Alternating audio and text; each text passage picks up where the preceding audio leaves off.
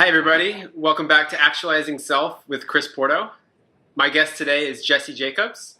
He is the founder and CEO of Samovar Tea Lounge. He is from originally Massachusetts, and he graduated from University of Massachusetts Amherst with an international relations degree. He was a startup founder in the tech space back in the dot-com boom.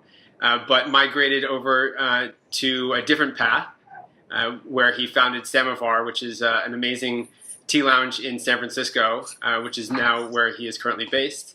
And I can personally attest to the amazing space that he's created. I've attended a few events there with him, including events with Tim Ferriss, as well as Leo Babauta, who I interviewed a few interviews ago. And he's just creating a nice environment for people to come together and connect and drink great tea and have amazing food. So, Jesse, I really appreciate you joining me today, and I'm looking forward to going into a few topics with you. Yeah, definitely. Very excited to help out. So. Yeah. So what should we talk about? Yeah. So my series here, focuses on purposeful leaders and entrepreneurs.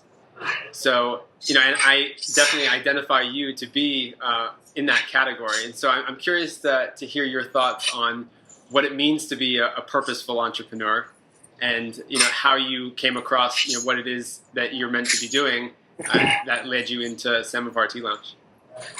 Interesting. Deep questions. Yeah. Let's see. I guess I never really thought about it so consciously of trying to be a purposeful entrepreneur. It's, I guess I'm a firm believer that there's no such thing as a live-work balance or life-work balance. It's just all life, right? And that's what we do with our time. And I think that it's easy to look at our life as a work of art.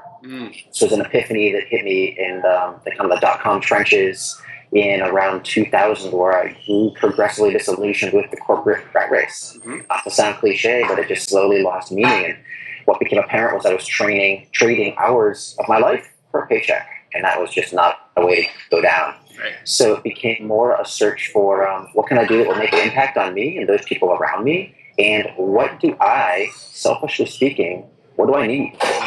And taking a step back from the cubicle farms and the fluorescent lights and the relentless hours behind a computer, I realized that I was in need of more human connection, real world, in-person, physical connection, and that I spent a good amount of time in Europe and Asia, traveling and studying and working a bit prior to the tech scene, and realized that tea was this vehicle that was thousands of years old that would bring people together in a healthy way that would provide that connection. And so the light bulb idea was that I believed at the time coffee had already seen its day. Bars had a space that was really occupied in the evening, provided you don't have a problem and are doing it all day long, and that there was a real need in modern American society for this type of experience, and facilitated by tea. So that was the idea and the germination, and whether it was an online play or a tea cart or Starbucks of tea, it was really kind of wide open air, but it was more coming to that realization, then thinking, okay, if I am the customer, what is it I need? How will it look? How will I feel? And progressively drilling into deeper details. So I'm a big fan of mind mapping and journaling and going analog. And I find that type of disconnection allows for a free-flowing creative process. And that's really how I started in creating what's eventually now Samovar Tea Lounge. That's great. So I think you were kind of underplaying yourself when you didn't do this consciously. It sounds like it was a pretty deliberate act.